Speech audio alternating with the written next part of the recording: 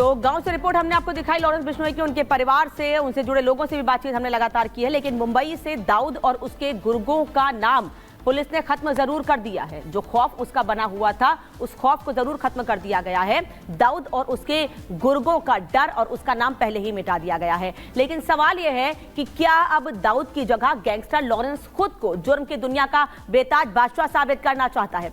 आखिर जेल में बैठकर कैसे अपने नेटवर्क को ऑपरेट और मजबूत कर रहा है लॉरेंस? आखिर मकसद क्या है उसका? यह शक इसलिए गहरा रहा है क्योंकि लॉरेंस की क्राइम कुंडली दाऊद से बिल्कुल मेल खाती है। हम ऐसा क्यों कह रहे हैं ये भी समझ लीजिए। दरअसल पहले दाऊद इब्राहिम की बात करें तो दाऊद इब्राहिम के क्राइम, लूटपाट और फर्जीवाड़े से उसके अपराध की शुरुआत हुई थी, अपराध जगत में एंट्री की शुरुआत हुई थी। और लॉरेंस की शुरुआत भी कुछ ऐसे ही हुई थी, मारपीट और धमकी के मामले से शुरुआत हुई थी और धीरे धीरे मामला बढ़ता चला गया और अपने पैर पसारता चला गया अपराध की दुनिया में लॉरेंस बिश्नोई। दाऊद इब्राहिम की बात करें तो छोटा राजन के साथ मिलकर नेटवर्क को बड़ा किया था, लेकिन लॉरेंस बिश्नोई ने कनाडा में बैठे गोल्डी बरार से मिलकर अपने नेटवर्क को और मजबूत किया है। दाऊद इब्राहिम 500 से ज्यादा गुर्गों के साथ खुद को मजबूत करता रहा था, लेकिन लॉरेंस बिश्नोई उससे 2 कदम आगे है। उसने 700 से ज्यादा क्रिमिनल जोड़कर अपने गैंग को मजबूत बनाया है। दाऊद इब्राहिम फिरौती वसूली में कमाई करता था और वही स्थिति लॉरेंस बिश्नोई की भी है।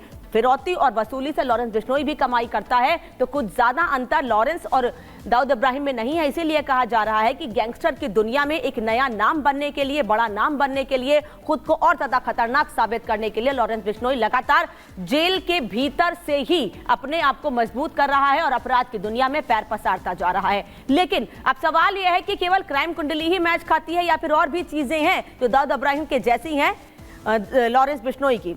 बल्कि ये कहें कि उससे कई कदम आगे है लॉरेंस तो गलत नहीं होगा, क्योंकि उसका नेटवर्क केवल भारत में ही नहीं बल्कि दुनिया के कई देशों में है। लेकिन भारत में कैसे कैसे उसका नेटवर्क बढ़ता गया है ये आपको बता देते हैं।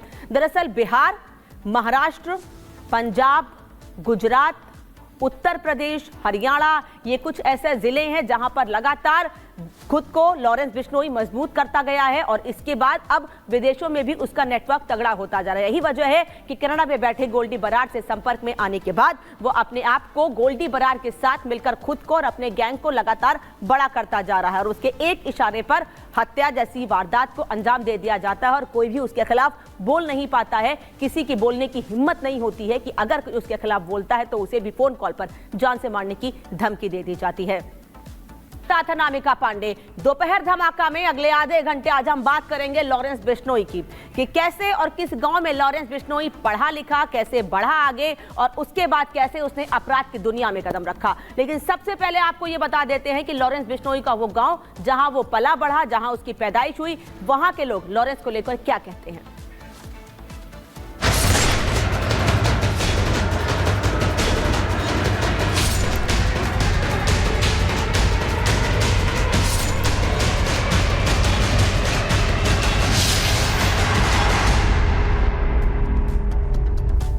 गुजरात के साबरमती जेल में बंद लॉरेंस बिश्नोई भले ही दुनिया की नजर में गैंगस्टर, अपराधी और हत्यारा हो, लेकिन वही लॉरेंस अपने गांव के लोगों के लिए हीरो है।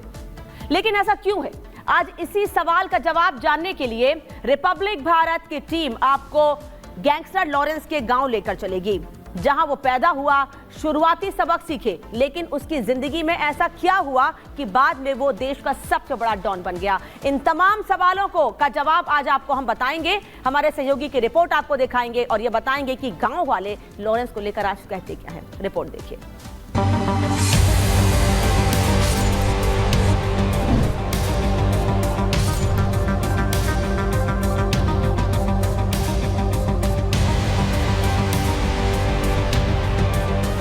देश की राजधानी दिल्ली से 415 किलोमीटर दूर हम आ पहुंचे हैं फाजिल्का जिले में। फाजिल्का वो जिला जिसके अंतर्गत दूतारावली गांव आता है, जो कि लॉरेंस बिश्नोई का गांव है।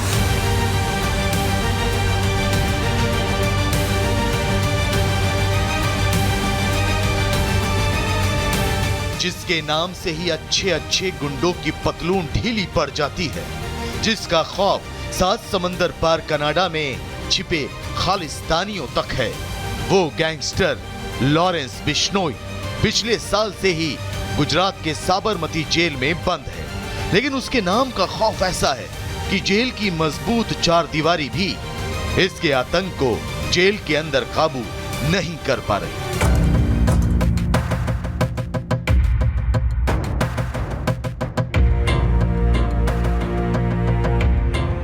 लेकिन जो सवाल इस वक्त लोगों के लिए पहेली बनी हुई है वो ये कि आखिर जुर्म की दुनिया पर राज कर रहा लॉरेंस कौन है, वो कहां का रहने वाला है, उसका बैकग्राउंड क्या है और कैसे लॉरेंस ने अपराध की दुनिया में सीढ़ी दर सीढ़ी सफर तय करते हुए अपना वर्चस्व कायम कर लिया। इन्हीं सवालों का जवाब जानने के लिए रिपब्लिक भारत की टीम लॉरेंस के गांव दुलारी वाली पहुंची, जहां हमारी मुलाकात सबसे पहले लॉरेंस के बचपन के दोस्त उसके जिगरी यार से हुई।